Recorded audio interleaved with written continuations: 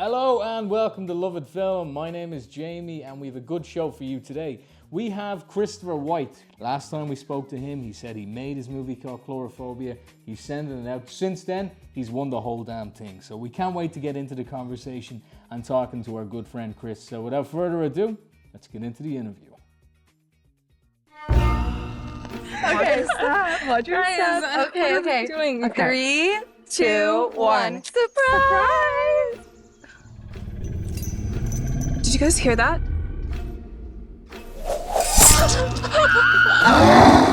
Why? Why are you doing this? No. I'm going to bed. This is gross. I can't keep watching it. You're going to bed now? Yes, ew. Ugh.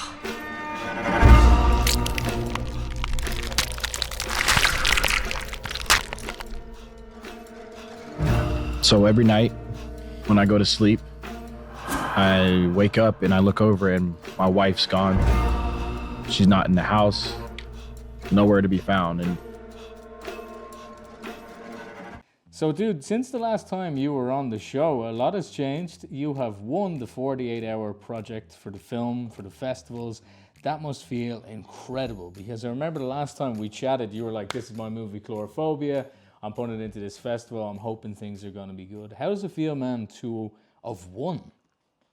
Yeah, I want to clear it up. So I actually won Best of the Fest trailer, so I didn't win the big prize. However, but that actually is the prize itself. So it's called Best of the Fest trailer. So basically, I won that one, but not the bigger one. But that was thanks to the impact that you were able to provide coming on here and doing the publicity and everything. But it feels amazing. You know, I think doing the hard work and working with a lot of collaborative people.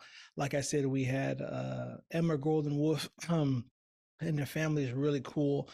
We had a score, Daria Nova and Molly Mahan for Nova Music. We shot at the Hindo Studio. So just doing all that hard work and then putting together and getting all the votes and the friends and the family and your support and the social media. And then, you know, the interesting part is I didn't even know I was one. I was actually on vacation and I was looking at the website and then I didn't hear anything. And when you're on vacation on a boat and you have no internet, that's probably the worst thing. So, and when you're looking at things like, did I win? There was really no social media announced. It was just more on the webpage. So when it was on the webpage, one of the stars, actually the star and the girl named Deanna, she was the first one in the trailer. She actually messaged me and said, we won. So I was like, oh, wow, exciting, you know? So, and then celebrating at this last weekend in San Diego, just, having a big premiere for it and everything like that was amazing. So yeah, thank you.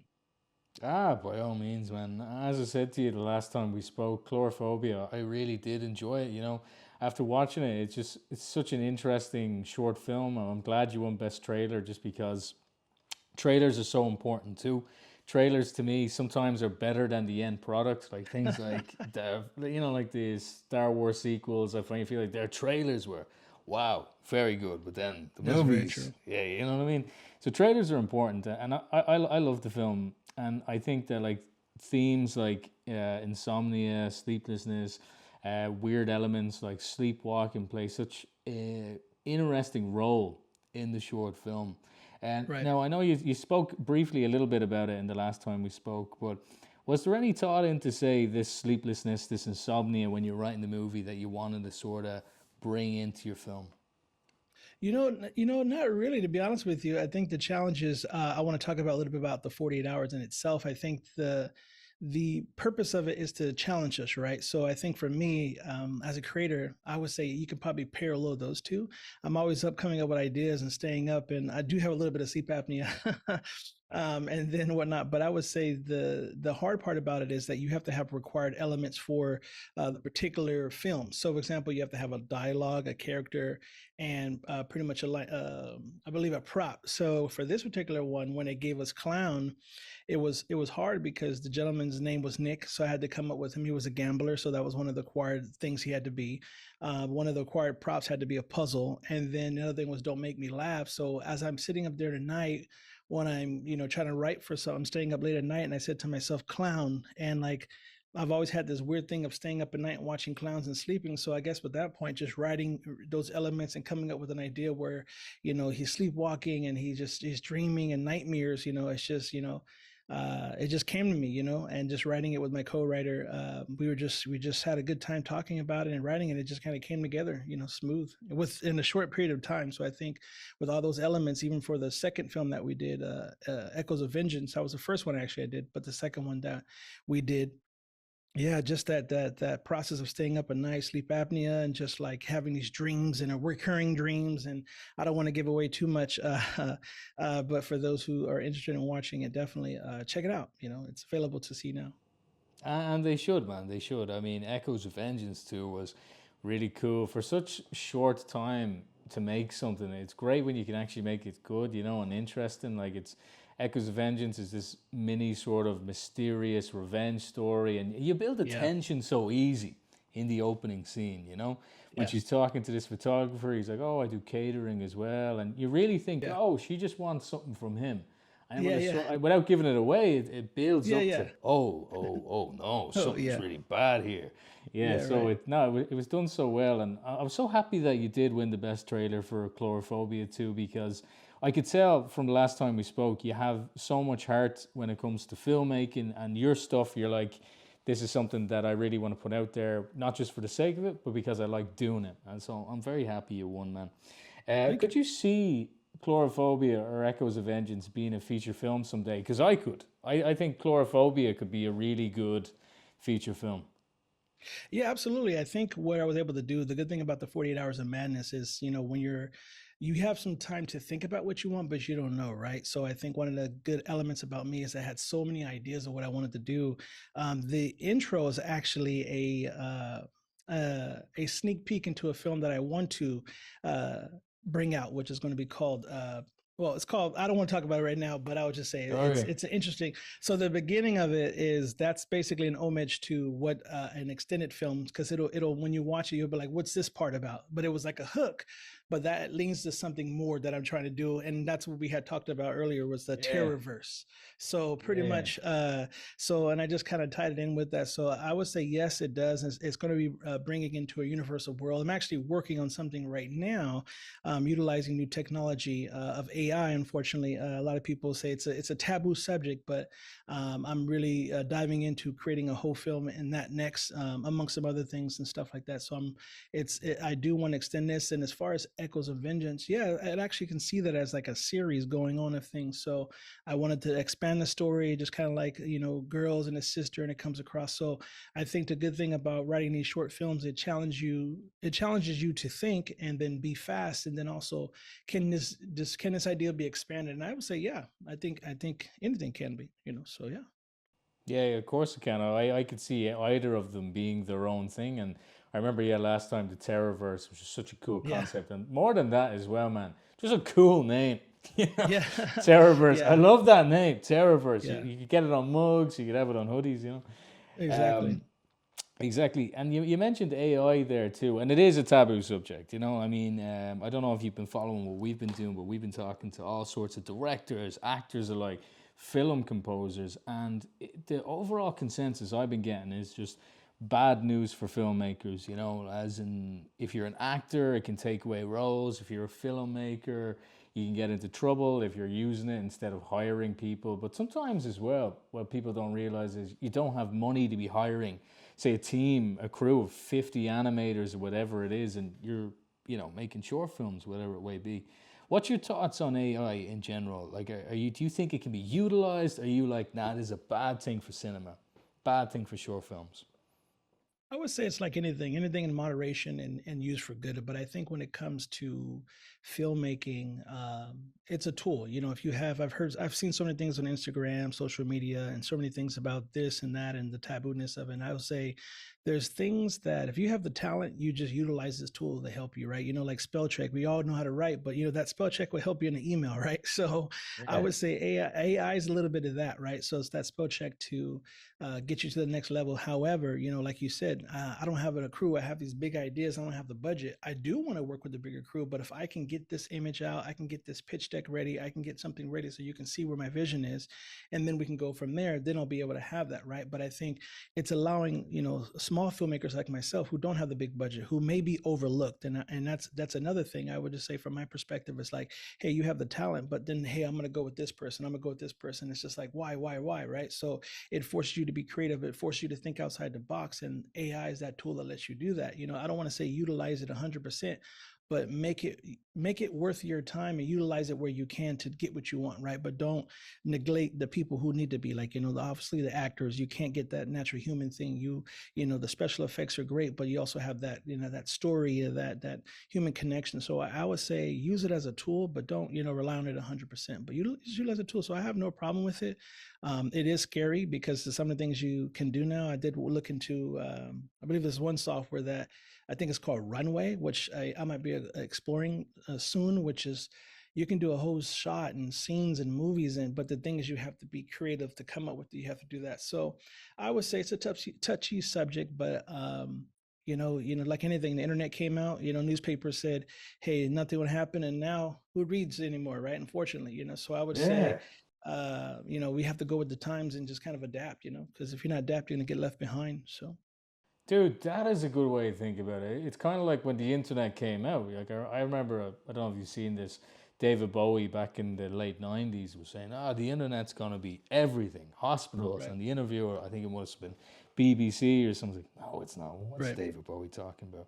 It's the same thing. But if, as a filmmaker, when you're editing anything, Final Cut Pro, Adobe Premiere, whatever you're using, Avid even, AI has always been there as some form of a tool when editing, but it's only now when it's getting this extreme advancement, people who don't understand it are scared the hell about it, Yeah. That's my perspective on it. Like, we don't use it for any of our like thumbnails or anything like that, but any AI software that you could see, that's been in editing softwares for years. So it's interesting. I agree with what you said though. It's everything in moderation. We've always been using it anyway. Yeah, captions. I mean, you name it. It just, even like I say, spell check is AI. It's exactly what it is. It was like a baby version. Now you do spell check. Now it's Godzilla. Yeah. I love spell check. Like I'll be screwed without it, man. Exactly. Going back onto your stuff though, Chris. One thing that I really love from your stuff is your posters for your films. I have a quote here from Coulrophobia, where it was, "It's not just a mask; it's a warning," and that's sort of dark black with the reds. It reminds me of so many things. It reminds me of Halloween, the first John Carpenter movie with the pumpkin and the knife coming down. That's over there, hung up somewhere. That's sort of in your face. I know that's a horror film. Do you have any thoughts on the importance of movie posters? Honestly, I think if you, I'm glad you noticed that, because if you wouldn't believe, I spent probably at least 2 to 3 weeks on that poster. And I would say, people say, how long, because months work, and then, you go for a minute and you leave and you go back. And it reminds me of something that I believe I just blanked on his name. It was the man who was the director of the movie Anora. Man, wow. I don't even think I've seen that film. Was it Anora? Anora, he just won Best Director. I just blanked his name out right now. I forgot his name. You and me both. Man, I just blanked at his name. He was a director of it. I should look it up. But moreover, I would just say, to your point, I would say movie posters are basically the visual, hey, this is what it is, right? And it's intriguing. It's like a thumbnail, right? So think about thumbnails and how they intrigue the people. Those colors, the style, the tagline, I want you to look at my posters and be like, I want to see that, right? And then I used a scene from the movie from Emma Gordon-Wolf. She was the contortionist in the movie. So having her there, standing there, and then having the mask and putting it together. And I love that creativity process too. I'm actually working on some old retro VHS tapes, ones just to kind of do for some social media stuff and that I'm working on. So I'll have those coming out very soon. I'll definitely show those to you. So I just love visual posters, and it reminded me of when I was a younger kid. I remember seeing the Teenage Mutant Ninja Turtles. I remember seeing posters, and those are your staple to your film. And you see that, you're like, hey, I'm intrigued, right? So I think they're very important to have. I think paying attention to detail, like I say, spending time and working on those things. That's your movie. That's basically the first thing you see is either a trailer, and you're like, if that poster, that's intriguing. So it's going going to make you want to maybe see it. So that's kind of why I went to it, and make sure you're thoughtful in your process of making it, and you're thoughtful in everything you do. And both posters, actually, Echoes of Vengeance, the same thing. It's a scene from a movie, the colors, the choices, I don't want to show too much of this. I want to, Yeah. so. And you had another Pegasus- cool quote for Echoes of Vengeance. Sorry for cutting you off. It was something like "Justice has a killer smile" Killer or smile, something. yeah, I love the quotes, man. It's like in Alien, nobody can hear you scream from space. It's like that wasn't even said in the movie. Exactly, yeah. But it's like, oh, I know that's from Alien, but I know from the poster, Yeah, It's and it's 'cause of movie Janelle. posters. Janelle is just, she has such a smile, and I just figured, I was actually going back over, and I said, you know what, she is Justice, and that smile's killer. So you know what, just make it work. It works, and I love that. I love movie posters, and I feel like when you talk to some people about it, they have no clue. They're like, "What do you mean? What do you mean? There's something wrong with this MCU poster?" I'm like, "There's no heart in that. You know what I mean?" If you are enjoying this show, why not leave a review on Apple Podcasts? Believe it or not, really helps out the show. If you want to help out the show further, we also have a Patreon, and if you subscribe to our Patreon, a little goes a long way. We have exclusive content there that can help you in becoming a filmmaker. To go back on something you said a while ago, Chris, the last time we spoke, you were talking about your idea for Coulrophobia, and some of your movies in general is a blend of supernatural and psychological horror. And for anybody who's just started watching our show, would you be able to explain that again, just in a vague sense, what you mean by that blend and how you can put that into a film? I would say that what I mean by that is just taking genres and making it what you own. It's like supernatural horror. It's just like, I've seen analog horror, which is something that I kind of like. If you look at the film, it has that kind of supernatural element to it. So I think if you're trying to do any kind of film, we can have horror, but something that's supernatural, like you have the witch taking over, and that aestheticness of like, oh, that's scary, and then it's just something that's like, is it real? Is it believable, right? And I think that's something that the movie The Ring reminded me when I was younger. I remember when I first seen The Ring, I saw that shot with the door when he opens up, and I'm like, whoa, that's weird. And then the TV, and that's like analog. So then it's like, what is that? So I think from those movies, and then even with Echo of Vengeance, just being a psychological thriller, it gets you in your mind. It gets you thinking like, hey, who's this person? Who's this person? The things that you will do for justice and your family. And then, is this, and even just so Justice has a killer smile, like, wow, would she do that without her family being hurt or something like that? I don't want to give too much away, but I kind of maybe did a little bit. But but I think just if you're starting out new and you're diving into genres, I think no matter what genre is, just bring in the passion. I think the mindset is where it's there for me. And that's the advice I have for people, is that no matter what you want to do, for me, it was just, I wanted, the themes that they gave to us, we actually had to pick those themes. So, but I think anything I try to do, it's you just want to make sure that you want to bring your authentic self to it. Like I said last time, I think if you're not bringing the elements of you and what's true to you and your understanding of it, right? Because you can Google it, but then it won't be authentic. But I think I bringing my understanding of it, my passion for it, my story of it, is what made it work. So, yeah. Yeah, no, absolutely, man. It does. You can tell it's you when you watch it. And in terms of like, say, authenticity and stuff like that, as you know, a lot of our fan base is a bit of a niche following, people starting out in the film industry, people that want to do what you're doing, they want to make things, put them into film festivals. What advice would you have to somebody conducting a set? Because as a director, you're the captain, as you know better than me, you're the captain of the ship. Oh, yeah. And a lot of the time when you're running in an indie project or something under, tight time constraints, you can't pay everyone, stuff like that. People have lives, people have to go to work, stuff like that. What advice rather would you give to conducting a set and being a good leader? I would say there's a couple of things. I would say constraints are gifts. That's something that I heard, is like, constraints are gifts, right? And they force you to be creative. So, and not just clever, right? So I think, you gotta spend the time and do what's better and what you can do. So use it as a gift to be creative, collaborative. So that's where it comes from. And I would say, as far as a leader, I would say just understand people. I think people are what drives this business, and I think people are drive with stories. And I think if you don't have a great story, um, and you don't believe in people and what they can do, they're not going to follow you, right? So I think that's the most common thing is just, and that starts with the mindset, right? So I think your most powerful tool is your mindset, right? And the rest, the gear, the software, the cameras, those are just extensions of your will. So I think having a right mindset and being a great leader and realizing it's like as much as you want to have your vision, it's okay to partner with the DP. It's okay to partner with someone, have a clear vision in the beginning and back it up, get their perspective. And then even though you might be on a constraint, it's just that's what makes it run smooth. And I remember, the best compliment that I think I've ever gotten in both of these sets where people said, "Hey, man, that went so smooth." And I'm like, "Thank you." Right. And I think I said this because the reality is that I pay attention to listening to people, make sure everyone's comfortable, make sure they're fed, making sure that, everything from if I were to be in a situation where I'm doing something for free, because this event you don't have to pay anybody, but when you're paying somebody, it's I can understand how some people might be like, "Hey, you know what? But you're paying someone, you want to make sure they're comfortable." But especially when it comes to no matter what, you just want to treat people like you would want to be treated. And it's a simple thing like that, if that makes any sense.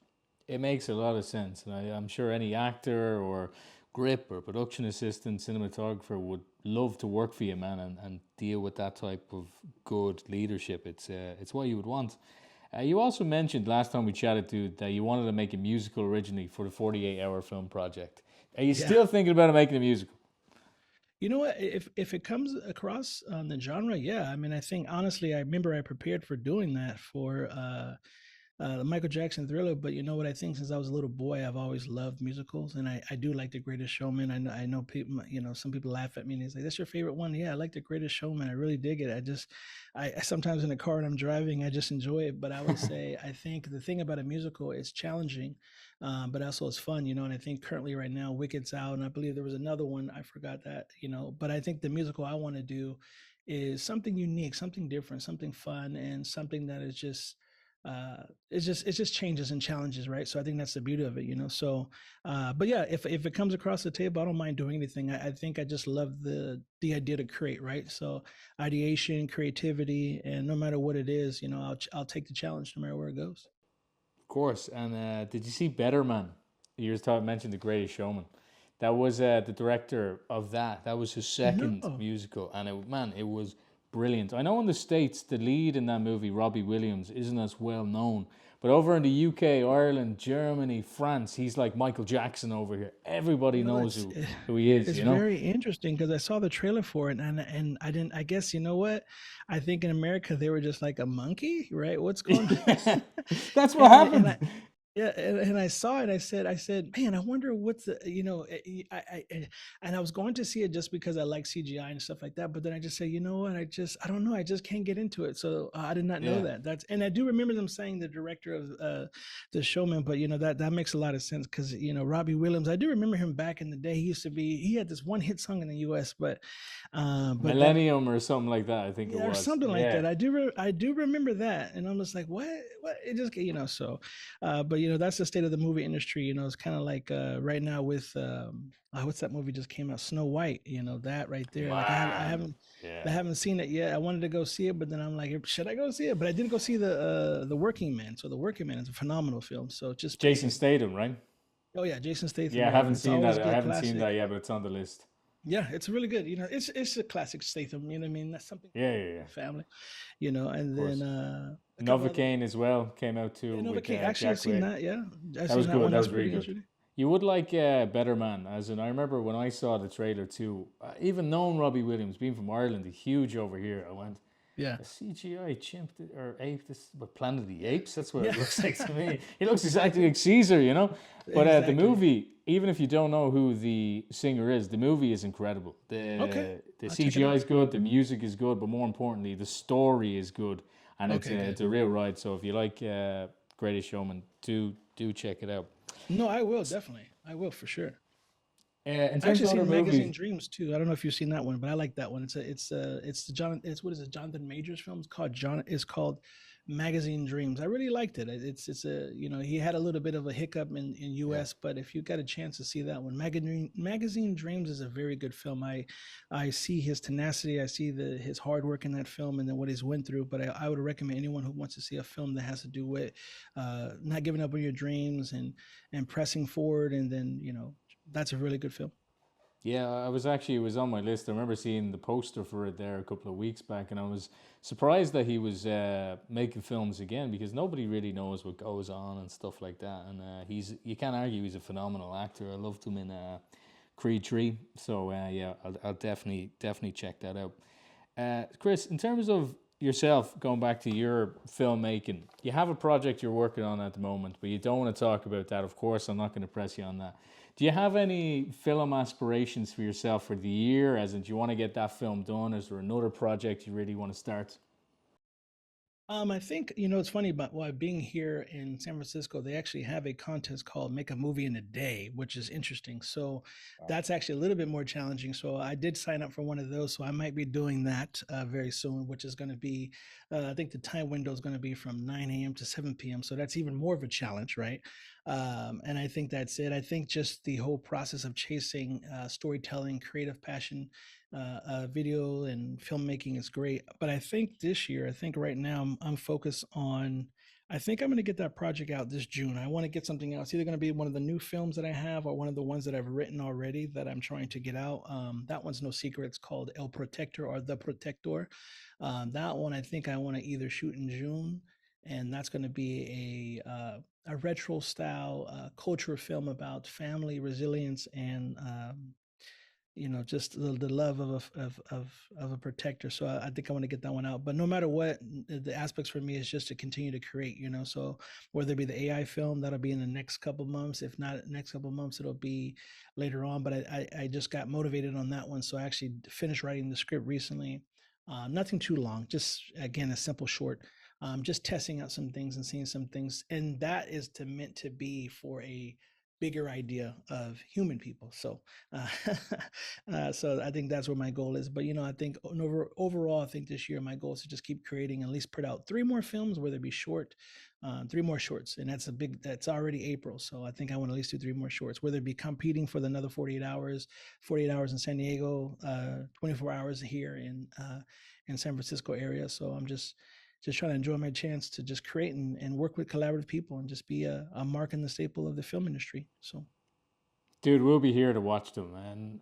One day to make a film sounds crazy. But if anyone can do it, man, you've done it before. Quite too. You can condense that down, man. This is your jam. You can do it. Yeah, I think so. And thanks. I've seen your growth and the team's growth. I see it's amazing. Thank you for even having this platform for individuals like myself. I remember just like, hey, and seeing how it's grown and seeing the other gentlemen and the other young ladies and people and filmmakers out there who were, to tell their stories. This is amazing. And, thank you for this. I really do appreciate it. Oh, my pleasure. And thank you for helping us win. I believe that's what did it. The votes, sending those people and seeing the film. So if you haven't seen the film, the trailer, take a look at it. I do plan on sending it to some film festivals. So hopefully, but film festivals cost a lot to enter. So yeah. No, man, just to hear that we had any form of an impact in helping you win best trailer for that is it means the world to us. It's an added bonus. It was a pleasure just to chat to you that day when we talked to you, but to have such a good end result is. It makes this a lot better for me, And yeah, it's all about giving everybody a voice. I mean, we're called Lovett Film, but it's about talking to everyone. We don't just talk to, the biggest of the biggest. We want to just talk to people who genuinely give a damn and about making movies, and that's what it's all about. It's what I love. It's obviously what you love. It's what Chris loves as well, and. Yeah, no, it's a pleasure to have you on again, and I love everything you're doing. I can't wait to see your next projects. This AI one you're going to shoot as well sounds incredible. I love anything to do with the subject. It's just the whole thing's fascinating to me, taboo, man. So, but it's fun, yeah. It's taboo, but hey, taboo, but that'll make people watch. People like that stuff. I mean, me included. Yes. If I saw a reel about a film about AI, I was like, oh, I'll probably watch that. Yeah, let's take a look around. That's why it's called Lovett Film. That's it, man. That's it. Well, if anyone doesn't know about your films coming out, your name, of course, is Big Boy Productions. If you haven't seen his stuff, do check out your Instagram page. You have a YouTube channel as well, right? Where you have all your short films. I do have it on Vimeo. I say Vimeo. I say Vimeo as well. Yeah, it's on Vimeo. I have a YouTube, but I haven't put anything on it yet. I have it strictly on my. If you go to my Instagram at _ Big Boy Pro, you'll see it there with links and things like that. So take a look, check it out. If you feel like donating too as well for the Film Freeway Fund, I'll have something up there for you too as well. You're also a phenomenal photographer too. So if anybody would like to get any photos done, do check out Big Boy Productions on Instagram. You have some fantastic stuff there. But yeah, just filmmaking is my passion, my love. Thank you all for your support, and I would say. The advice that I have for all filmmakers is don't wait for permission. If you want to make a film, just make one. That's all I got. Just continue to keep creating. That's good advice. It's really good advice. Well, anyway, man, it's been a pleasure having you on, and I'm sure I'll be talking to you soon. Yes, thank you, sir. Appreciate it. Bye-bye. Enjoy San Francisco, and good luck making the movie in 24 hours. Holy fuck. Yeah, I'm going to do it. I'm going to challenge myself. That's right. Badass, man. Badass. I'll talk to you. See you now.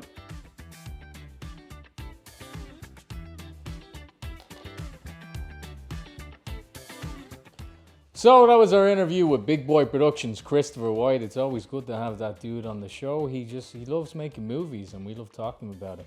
What do you think of Coulrophobia, Chris? Oh, I love it. I love it. It's after seeing the trailer for it when he submitted it, I knew it was gonna be a nice, cool thriller, I should say. Just the way it's like, you forget that it was made in 48 hours, I think. So I gotta say, like, it's blends in a lot of, like he said before, blends in a lot of like elements from different horror films, Yeah, and I mean, he was talking about in San Francisco, he's doing a new one where he has to make a movie in one day again. So if anyone could do it, interview him for that. If anyone could do it, it's him. Yeah.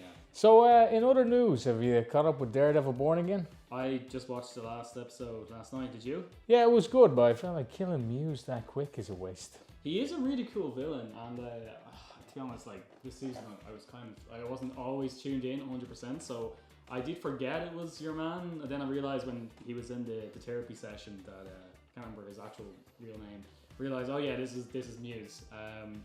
I think they kind of should have saved him, and I think the kind of build up to it when he's kind of confessing to in therapy, it's kind of like, okay, this is just really like playing safe by the book, like, as of course Matt's figuring out who Muse is, of course, and same with Fisk. It was just a waste. Yeah. They had such a compelling villain. Fisk, by the way, should not be the villain because he already was twice. So Muse was such a cool, he's the villain, and they killed him too soon. Yeah, and I think as well, like, I think there's no real, like, I know Fisk, of course, is always going to be the overarching villain of Daredevil. It seems like you can't get rid of him. So, it just, the only thing is, though, like, you need a continuous antagonist force. And I think Fisk is, obviously, he's still there, and he's still a villain, but he's taken more of a backseat to Daredevil.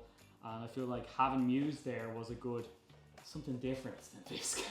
Let's be honest, So, I did like the episode, but I think, they kind of pulled the trigger a bit fast. They did, man, they did. And in other news, and it's not good news, Val Kilmer passed away, and I loved him as Batman Forever. It gets a lot of stick, but I think he was a great Batman. He's better than Clooney.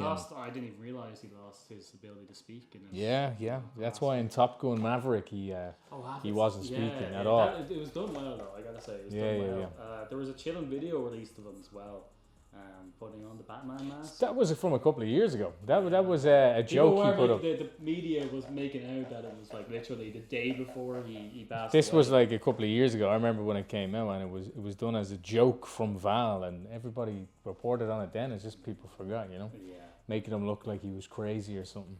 Also, in other news, DC related, James Gunn released a clip from Superman coming out in July, which looks pretty good. For anyone who hasn't seen it, he basically just falls into the snow. Crypto sort of hits him a few times, kind of like the trailer, and then we see the androids and stuff like that. And I did hear as well, John Williams' theme pretty prominently. So if that's the case, Pretty good. Yeah, I hope we're just getting kind of like some cool cover variant, and then maybe mixing in Cornset's new team. So I think so, and I hope so. Well, that does it for today on the Lovett Film Show. If you like this video, please do leave a review on Apple Podcasts. Helps us out a lot. Patreon, if you want to become a Patreon member, you of course can sign up now for just €5 a month. Essentially, we are going to start doing free shout-outs at the end of episodes, and some exclusive content to the Patreon, and also these interviews a day or two early. We're gonna workshop on that. So yeah, a lot of perks there. We did try to do the Instagram subscription for our page, but we decided the Patreon's where it's at.